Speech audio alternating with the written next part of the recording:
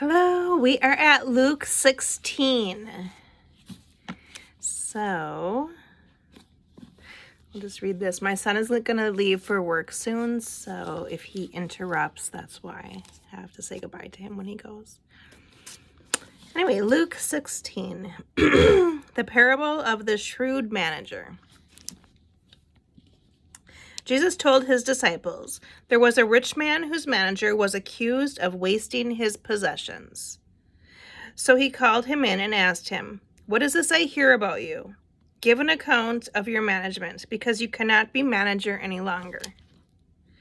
The manager said to himself, what shall I do now? The master is taking away my job. I'm not strong enough to dig, and I'm ashamed to beg. I know what I'll do, so that when I lose my job here, people will welcome me into their homes. So he called in each of his master's debtors. He asked the first, how much do you owe my master? 900 gallons of olive oil, he replied. The manager told him, take your bill, sit down quickly, and make it 450. Then he asked the second, and how much do you owe? 1,000 bushels of wheat, he replied. He told him, take your bill and make it 800. The master commended the dishonest manager because he had acted shrewdly. For the people of this world are more shrewd in dealing with their own kind than are the people of the light. I tell you, use worldly wealth to gain friends for yourselves, so that when it is gone, you will be welcomed into eternal dwellings. Just want to be clear, I have no idea what any of this is talking about. It's super confusing to me. So we're just going to read it anyway. Whoever can be trusted with very little can also be trusted with much. And whoever is dishonest with very little will also be dishonest with much. Well, I feel like that's self-explanatory, but... So if you have not been trustworthy in handling worldly wealth, who will trust you with true riches? And if you have not been trustworthy with someone else's property, who will give you property of your own? No one can serve two masters. Either you will hate the one and love the other, or you will be devoted to the one and despise the other. You cannot serve both God and money. The Pharisees, who loved money, heard all this and were sneering at Jesus. He said to them, you are the ones who justify yourselves in the eyes of others, but God knows your hearts. What people value highly is detestable in God's sight. Additional teachings. The law and the prophets were proclaimed until John. Since that time, the good news of the kingdom of God is being preached, and everyone is forcing their way into it. It is easier for heaven and earth to disappear than for the least stroke of a pen to drop out of the law. Anyone who divorces his wife and marries another woman commits adultery, and the man who marries a divorced woman commits adultery. The rich man and Lazarus. There was a rich man.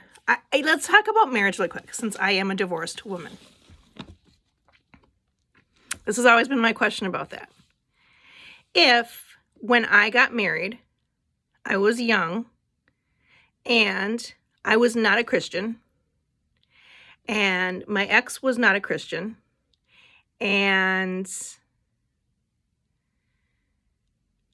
we didn't get married in a church, and we didn't... we got married outside by a, some sort of court clerk or something, right? So if that was the case, then I'm supposed to be bound to that person for eternity? Or is it okay to not be married to that person anymore, considering how horrifically not a fit we are for each other? And do I get a chance to actually be married to a man who is actually a Christian, right? That would be my... I find it hard to believe that God would be like, oh no, you never ever get to be with a Christian man ever, because you, back in the day, married some guy who was not a Christian and will for always and forever never be a Christian, right? That just doesn't seem right to me. It doesn't seem logical. But anyway, moving on. The rich man and Lazarus. There was a rich man who was dressed in purple and fine linen and lived in luxury every day. At his gate was laid a beggar named Lazarus, covered with sores and longing to eat what fell from the rich man's table. Even the dogs came and licked his sores. The time came when the beggar died, and the angels carried him to Abraham's side. The rich man also died and was buried. In Hades, where he was in torment, he looked up and saw Abraham far away, with Lazarus by his side. So he called to him, Father Abraham, have pity on me, and send Lazarus to dip the tip of his finger in water and cool my tongue, because I am in agony in this fire. But Abraham replied, Son, remember that in your lifetime you received your good things, while Lazarus received bad things, and now he is comforted here, and you are in agony. And besides all this, between us and you is a great chasm has been set in place, so that those who want to go from here to you cannot, nor can anyone cross over from here to us. He answered, Then I beg you, Father, send Lazarus to my family, for I have 5 brothers. Let him warn them, so that they will not also come to this place of torment. Abraham replied, They have Moses and the prophets. Let them listen to them. No, Father Abraham, he said, but if someone from the dead goes to them, they will repent. He said to him, If they do not listen to Moses and the prophets, they will not be convinced, even if someone rises from the dead. Very interesting. Going back to the marriage thing. And then when I got divorced, it was like the number one thing I wanted was like, who is going to go to church with me? Who is the one who is going to go to church with me? All I want is, I don't want a husband where I'm like, I'm going to go to church. I'm going to take the kids to church. Do you want to come? No. Always a no from the husband, right? Why am I acting like a single mom, dragging my kids to church, sitting at church alone when my husband's doing his fantasy football at home? Like, it's like I'm divorced already, right? So, since my divorce, that's kind of all I want. Who is the one who's going to come to church with me? Who will sit by my side at church? And it took me forever. I have to move this camera back. Because I didn't even go to church then. I mean, I would go sporadically, but I wasn't like regularly going to church. But and I remember just feeling like to find the one who will go to church with you, right? Find the one who will go to church with you was just going through my mind. And but at the time, I didn't really go to church. And then it kind of occurred to me, well, like, oh, if I want to meet the one who will go to church with me, I should probably go to church myself, right? And then I would end up in these relationships, get in a relationship with someone, think I'm all in love with them, have a good relationship, do holidays together. They know my family, they know my kids, like we're bonded. And then I would say, now this is like, I would wait like 2 years into the relationship and I'd be like, do you want to go to church with me? And the answer always was hell no. They didn't want to do that. And I would literally think to myself, okay, you can be with me on Saturday night, but you can't spend 1 hour of your time with me. You can't sit by my side for 1 hour on Sunday morning. What's wrong with this relationship, right? And then I'd break up with them. So I broke up a ton of guys because I shouldn't say a ton, but because they wouldn't go to church with me. They clearly weren't the one who's going to go to church with me if they won't go to church with me. What was so interesting about it is this took me, I didn't ask them early on in the relationship. I asked them after we were already full-blown in a relationship. Well established as people who never go to church together, right? It's like I was so slow to like learn. And I would just repeat that cycle of like relationship, healthy. Bye, honey, I love you. Bonded, and then they won't go to church. It's like would be like a shocker. You can't sit by my side for 1 hour, break up, repeat. Finally, then I started going to church myself. And then I just had to write off men altogether. Just not. Because the only men I will encounter in the world are these men who are in this place of they would never want to go to church. Why would they ever want to go to church? That it's just so anti anything they would possibly ever want. And now I'm like full-blown Christian at this point. So who am I going to date? What, a Christian? One of these Christians that's grown up this way? That's not going to be a fit. Right? I can't stand them. They can't stand me. Am I going to date the men who aren't Christian in any way and refuse to go to church? No, like I want nothing to do with them at this point.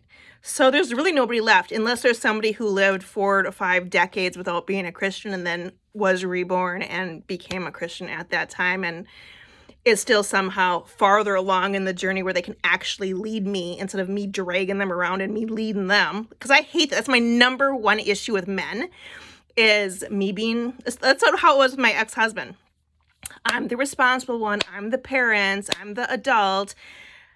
He's like a child, right? Like Peter Pan, happy-go-lucky, needs the wife to tell him what to do every 5 minutes because he's just such a child. Like I have had 14 years of not being equally yoked just as like a couple, right? I do really well. Like I do better with a man I can submit to, right? So then that became my weakness, right? If I found a man who is like super alpha, then, and I could just submit to them, it just felt so good because I was so tired of the weak husband crap.